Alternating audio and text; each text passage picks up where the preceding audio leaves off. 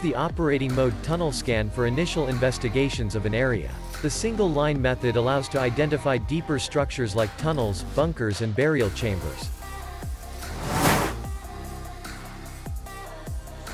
Connect the tunnel sensor and start the operating mode tunnel scan. Select the impulse mode. Use automatic for smooth and flat terrain, or manual for rough terrain.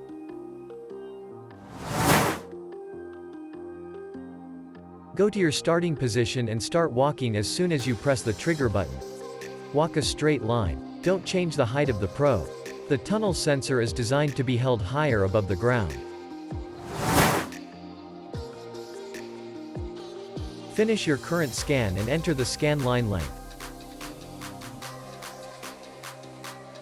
Save your scan in the internal memory.